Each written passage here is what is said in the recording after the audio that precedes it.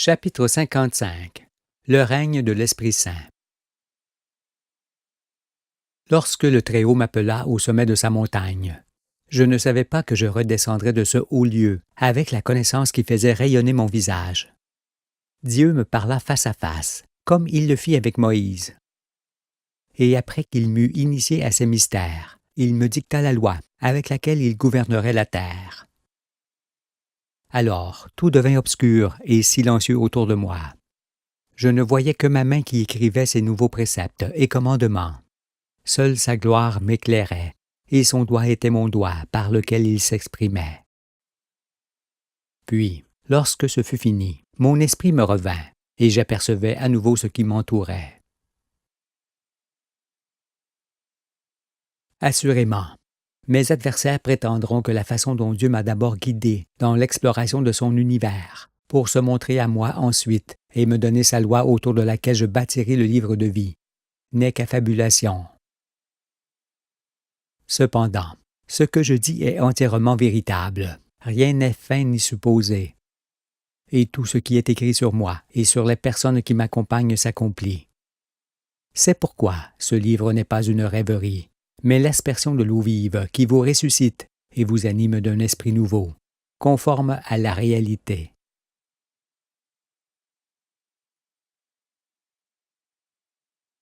Sur la force de la loi. Ceux qui ne pourront quitter l'esprit terrestre pour acquérir l'esprit céleste ne comprendront pas que la loi ne peut être promulguée que par celui qui est éclairé par les 7 lampes du chandelier. Pourrait-il alors voir la délivrance des âmes dans les préceptes et les ordonnances? Ils y verront au contraire des empêchements de vivre et un danger pour tous. Comment ferons-nous, diront-ils, si on ne nous fournit plus tout ce dont nous avons besoin pour vivre? Cette loi qui ne défend que la terre, la plante, la bête, la personne humaine, la justice et la postérité, peut-elle être pratiquée par tous les peuples? Nul n'est encore prêt pour en faire sa raison de vivre, et rien ne changera dans les prochains jours, en concluront-ils. Quelque part j'ai dit que briser les convictions de l'homme équivaut à lui briser un vase sur le crâne. Mais vous qui comprenez qu'acheter et vendre n'est pas le but de la vie, vous savez qu'en n'admettant ni argent ni pouvoir des uns sur les autres, Dieu met un terme à tous les maux de la terre. En examinant ce que sera le monde sans ceux qui dominent et sans le veau d'or, on ne voit effectivement plus de destruction, ni de guerre, plus de rançon, de prélèvement, d'oppression, de famine, ni toutes ces effroyables maladies qui commettent des ravages. On ne peut connaître la façon dont on doit vivre qu'en sachant ce que l'on ne doit pas faire. C'est aussi la raison d'être de la loi. Dans le nouveau siècle, les activités se feront dans le respect de la vie cette fois, et non plus pour acquérir des biens ou quelque suprématie, car le bonheur d'être dans le monde des vivants provient des sentiments du cœur et non de ce qui les bafoue. Et c'est en raison de cela que l'Écriture dit par Paul: « Ne vous y trompez pas. Ni les impudiques, ni les idolâtres, ni les adultères, ni les efféminés, ni les infâmes, ni les voleurs, ni les cupides, ni les ivrognes, ni les outrageux, ni les ravisseurs n'hériteront le royaume de Dieu. » C'est bien, ce Paul a dit exactement ce qu'il fallait pour exclure du royaume ceux qui faisaient honte à l'humanité. La loi veillera à ce qu'ils ne réapparaissent jamais. Chacun peut entendre qu'on ne peut être juste, robuste et saint d'esprit que si l'on vit en harmonie avec la nature, comme la loi le préconise. Pour qu'il en soit ainsi, et que la fraternité s'établisse et demeure entre les hommes, et que le règne de Dieu se fasse dans la quiétude, il faudra pratiquer toute la loi, pour ne plus jamais accepter des chefs à vos têtes, car l'hypocrisie doit cesser à jamais. Instaurer des règlements, car l'Esprit céleste administre et régit toute la création. Se confier en l'homme, car l'homme n'est que créature. Perdre sa personnalité, car chacun est partie intégrante du monde des vivants. Former des puissances, car la vie se perpétue d'elle-même. Établir des frontières pour s'y enfermer, car Dieu a créé les hommes libres. Modifier les organismes vivants, car nul n'est supérieur au Créateur. Aménager les territoires, car ils sont naturellement aménagés pour tous les êtres. Utiliser de monnaie, car l'argent est source d'injustice et de dévastation. Mécaniser le monde, car les œuvres de l'Éternel ne sont pas à détruire. S'élever sur ses semblables, car il y a sillon pour grandir. Faire des cérémonies, car il suffit de pratiquer la loi. Construire des temples, car Dieu est son temple dans le ciel et dans l'homme. Abstenez-vous de ces choses indignes de l'esprit humain, parce que dans tous les mondes de l'univers et dans notre galaxie, de tels comportements ne font nullement partie des désirs et des sentiments. Je vous le dis, lorsque plus tard vos descendants se retourneront sur ce que fut le premier monde, ils ne comprendront pas que les hommes aient pu mettre leur intelligence au service d'un veau d'or qui amena la destruction et l'infamie. Vous leur expliquerez assurément, mais ils ne saisiront pas comment cela a été possible. Et pourquoi des poignées d'hommes enflés de vanité pouvaient régner sur les peuples à la place du Créateur. Le premier monde fut donc celui de la honte éternelle, qui ne disparaîtra jamais des mémoires. Aujourd'hui, Dieu ne tolère plus ni homme, ni femme ayant une quelconque autorité, car au-dessus de l'homme, il n'y a pas un autre homme, ni un groupe quelconque, il n'y a que son Créateur.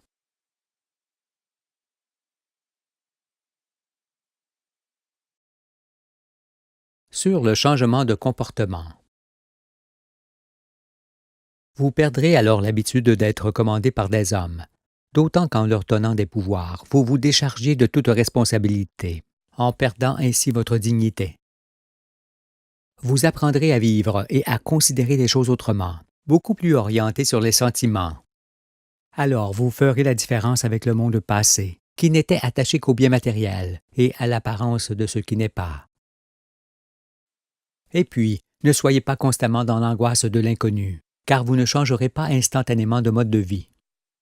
Par ailleurs, 2/3 de ce qui existait restera, car tout ne peut être détruit.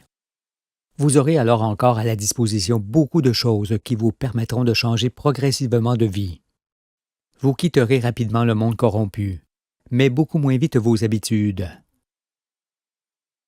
Cependant, mieux vaut ne pas regarder en arrière, pour ne penser qu'à l'essentiel de ce qu'il vous faudra dans l'immédiat.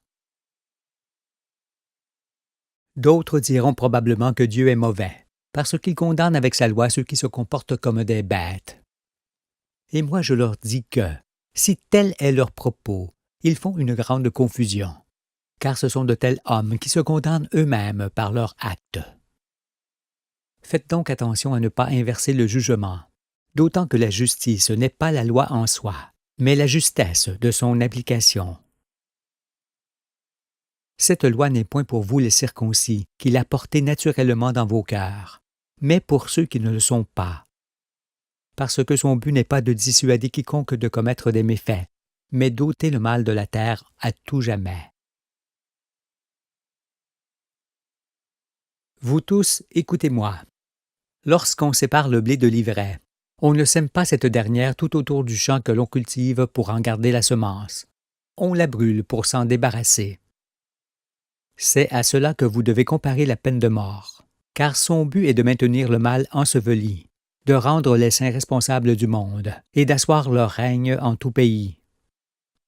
Ce qui ne peut être qu'avec une règle morale simple, saisissable par tous les peuples, et qui soit impitoyable envers les fils de la fausse. Mais en vérité, c'est depuis le temps de Moïse que les gens nuisibles sont condamnés à la peine de mort par la loi. Et ceux qui eurent l'audace d'abolir cette peine le firent pour se protéger eux-mêmes de la colère du peuple dont ils abusaient. Cependant, il s'agit là de la pire injustice, car laisser vivre en prison ou à la tête des peuples ceux qui tuent ou font tuer, c'est accorder plus de valeur à leur personne qu'à celle de leurs victimes. Pour ne pas être répressive, la loi du monde des anges de la roue est d'abord éducative, conseillère et rédemptrice, car elle permet de se juger soi-même pour ne pas être jugé. Pour cela, il suffit de savoir lire et d'avoir du bon sens. et tous en avaient. Mais bien qu'il en soit ainsi, je sais qu'il vous faudra attendre d'être dans le royaume pour saisir pleinement le sens des ordonnances du Tout-Puissant. Vous avez en effet besoin de l'accomplissement entier de la prophétie, pour preuve que le monde se sera condamné à disparaître, en ne recherchant pas la vérité, ni ces règles de vie qui sont minutieusement exprimées par la loi. Pour être libre, il faut connaître la vérité, ainsi que la loi qui est déjà toute écrite sur les parois du cœur de l'homme saint, parce qu'il est enfant de cette vérité. C'est en raison de cela, et parce qu'elle va de soi, que chacun croit la connaître depuis toujours. Pourtant, après l'avoir mieux examinée, il vous apparaîtra qu'elle n'était mise en pratique ni par un homme, ni par l'ensemble des hommes, car tous agissaient inversement. C'est pourquoi la terre crie aujourd'hui.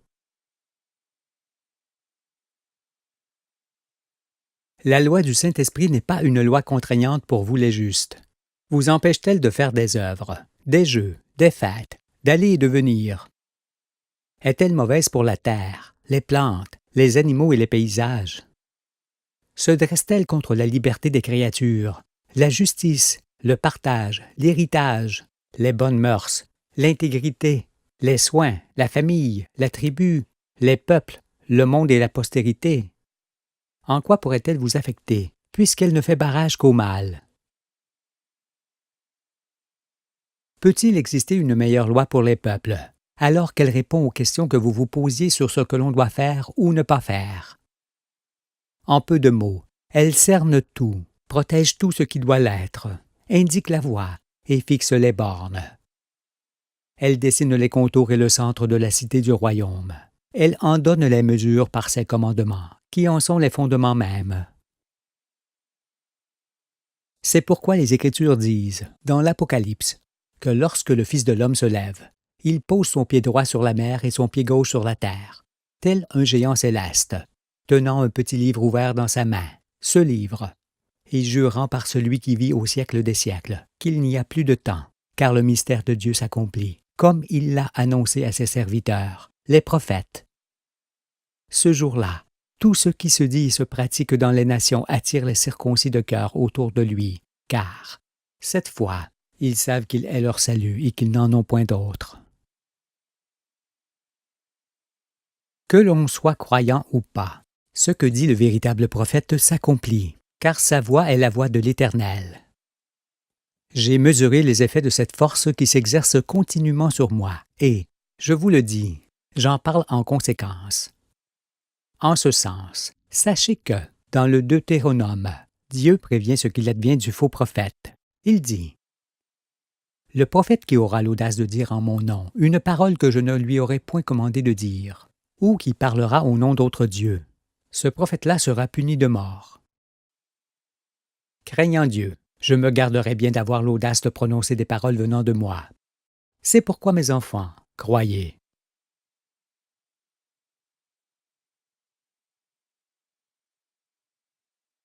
Sur le trône de Dieu.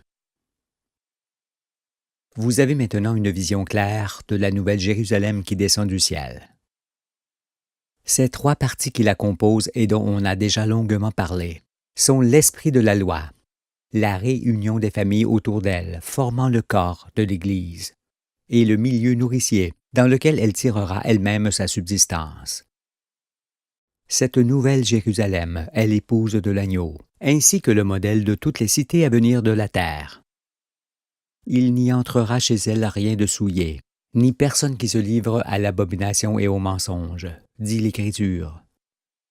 N'y entreront que ceux qui sont écrits dans le livre de vie de l'agneau, c'est-à-dire tous ceux qui se reconnaissent en moi et approuvent mes explications sur les choses de la vie. Tout ce qui était tenu caché est désormais révélé. Vous êtes alors pour toujours des anges de Dieu, qui ne cesseraient jamais de pratiquer la loi. Cela, parce qu'une loi qui protège la terre, les végétaux, les animaux, les hommes, la postérité, et qui permet de s'élever jusqu'au ciel, est complète, universelle, inaltérable et immuable. Elle est comprise par les circoncis de cœur du monde entier, qui règnent alors à perpétuité, comme règnent les anges du ciel. Voyez donc en elle votre délivrance, ainsi que le triomphe du bien sur le mal, pour l'éternité.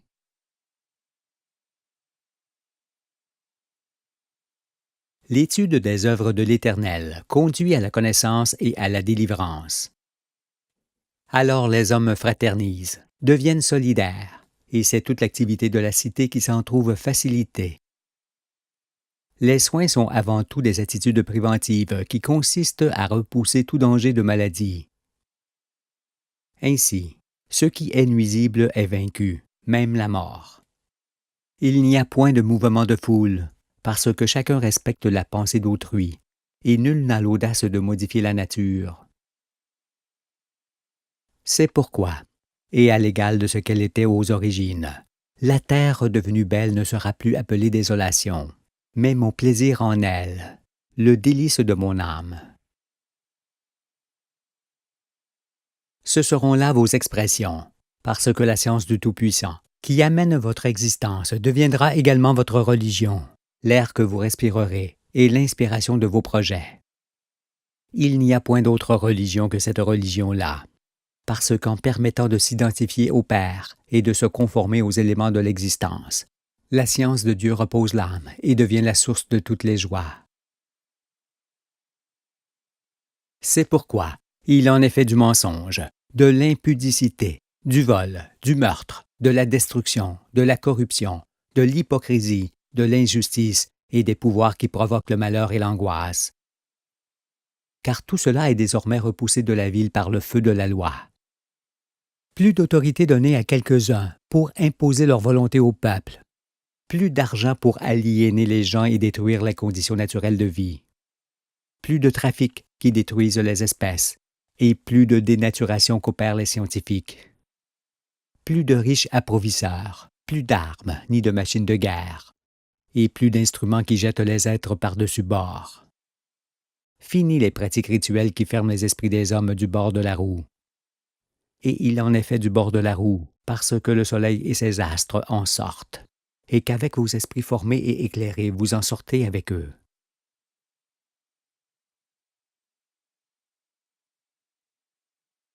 Sur les sources des eaux de la vie. Dorénavant, pour servir le Fils et le Père qui l'envoie, vous ne devez parler que de l'enseignement des sources des eaux de la vie, ainsi que de l'accomplissement de la prophétie. Veillez toutefois à ne forcer qui que ce soit à vous entendre, mais ne ménagez pas vos efforts pour éclairer tous ceux de votre entourage qui désirent ardemment connaître la vérité. Pour que le grain lève, il faut d'abord le semer. Semez-le donc sans attendre pour que chacun puisse manger le produit du grain tombé, parce que rien d'autre que la vérité ne peut sauver. Moi, je vous ai invité à mon souper, et je vous ai fait manger de tous les plats, après vous avoir lavé les pieds. Après la lecture entière du livre, vous devez agir pareillement, en vous lavant les pieds les uns les autres, et en prenant conscience de ce que vous pouvez ou non enseigner à ceux qui désirent vous écouter. C'est ainsi qu'après avoir arraché la vérité des mains de Dieu, je vous l'ai transmise pour que vous la fassiez connaître à votre tour à tous ceux qui doivent garder la vie. Car grande est la moisson de la terre, alors que vous êtes peu nombreux à m'entendre vraiment. Aussi, de peur que vous ne puissiez fixer vos regards sur l'essentiel, ou que vous ne sachiez en parler dans la clarté, voici, dans cette seule image, la succession des œuvres de l'Éternel. Toutes les galaxies dans les profondeurs de l'univers. Notre grande roue avec ses mondes vivants. L'ensemble des astres de la famille solaire. La Terre avec la Lune et ses servantes. Le jardin d'Éden et l'arbre de vie. Les 4 générations d'hommes. Les peuples de chaque race. Les tribus des peuples. Les familles des tribus. Adam et Ève. L'enfant. La loi. On voit ici les 12 marches de l'univers qui descendent jusqu'à soi, et au nom que l'on porte. Souvenez-vous-en toujours en mémoire de moi, car vous n'aviez pas encore connu les 12 degrés qui amènent progressivement votre existence au bord du monde des vivants, dans lequel vous entrez en naissant. Dans l'ensemble de ces œuvres, on aperçoit que les éléments composant les choses et les êtres. Car c'est Dieu qui a créé la terre par sa puissance et fondé le monde par sa sagesse, et qui a étendu les cieux par son intelligence. Alors, quand on regarde l'ouvrage du Tout-Puissant, tout homme paraît stupide avec sa science. On voit en effet que l'enfant est toujours le fruit de ce qui le précède depuis les lointains de l'univers, et qu'en arrivant au monde, il trouve la loi de Dieu devant lui. Ne dites plus alors, d'où venons-nous? Qui sommes-nous? Où allons-nous? Comment devons-nous vivre? Car, étant les plus grandes créatures de l'univers, vous êtes des dieux forcément. Où allez-vous et comment devez-vous vivre? L'instruction et la loi que vous portez en vous l'indiquent clairement, ainsi que le long chemin de la vie qui est désormais visible sous vos pieds.